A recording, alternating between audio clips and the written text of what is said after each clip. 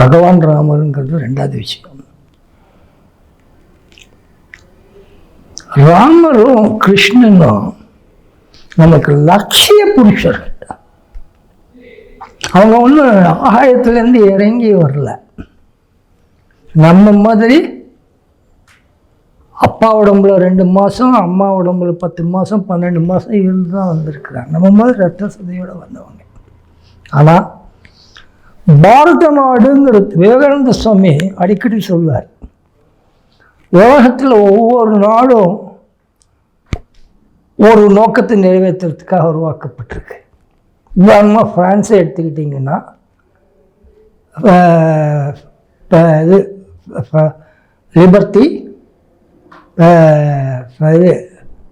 Fraternity and equity, சுதந்திரம் சமத்துவம் அப்படின்னுட்டு, சுதந்திரம் சமத்துவம் சகோதரத்துவம்னுட்டு. ஃப்ரெஞ்சுக்காரனுங்க நீங்கள் எவ்வளோ வரி போட்டாலும் அவனை பற்றி கவலைப்பட மாட்டான். ஆனால் அவனோட சுதந்திரம் இருக்க அதில் கையை வச்சு அவன் ஆட்சி நிலைக்காது. ஃப்ரெஞ்சு புரட்சி எதனால தானே வந்தது? ராஜாவை கிலட்டினில் போட்டு வெட்டி விட்டாங்கல்ல.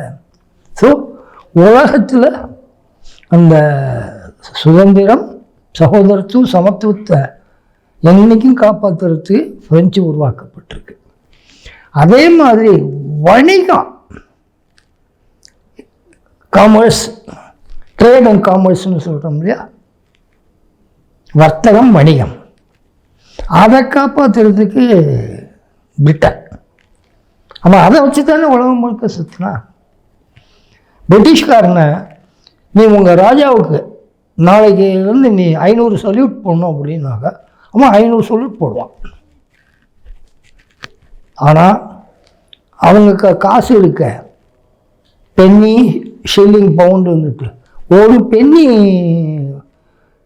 வரியை ஏற்றிவிட்டா இந்த ஒரு பென்னி வரி கூட கட்டுறதுனால எனக்கு என்ன பெனிஃபிட் கிடைக்கும்?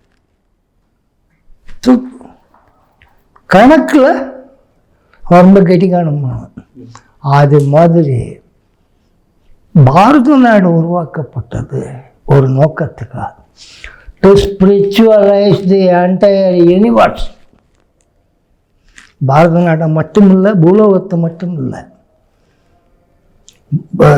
காஞ்சி மகாசுவாமிகள் எங்களுக்கெல்லாம் பாடம் எடுக்கும்போது பூலோகம், புவர்லோகம், சுவர்லோகம், மகர்லோகம், ஜனலோகம், தபோலோகம், சத்தியலோகம், இப்படி மேலே 7. அத்தலம், பித்தலம், சுத்தலம், பிரசாதலம், தலாதலம், மகாதலம், பாதாளம்னு கீழே 7. 7 14 லோகம் சேர்ந்தது ஒரு அண்டம். அண்டம்னா முட்டை, ஹிந்தியில் அண்டாங்கிறாங்க. இது மாதிரி ஏகப்பட்ட அண்டங்கள் சேர்ந்தது தான் பிரம்மாண்டம். பெரியவங்க அது பெரிய முட்டைடா, உன்னை எப்படி கற்பனை பண்ணிக்கோ அப்படிம்பார். அத்தனையும் ஆன்மீகமயமாக்கிறதுக்கு தான் பாரத நாடு உருவாக்கப்பட்டிருக்கு.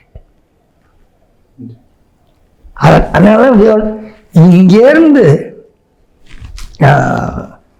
இளம் பெண்களும் இளைஞர்களும் சக்தி அடைஞ்சிட்டு உலகத்தோட ஒவ்வொரு மூளை முழுக்க சந்து பொந்தெல்லாம் போட்டு ஆன்மீகத்தில் முழுகடிப்பாங்க அப்படின்னாரு. அந்த காரியத்தை இன்றைக்கி நம்ம 1925 டாக்டர் ஹெட்கேவார் சங்கத்தை வச்சு துவங்கினார்.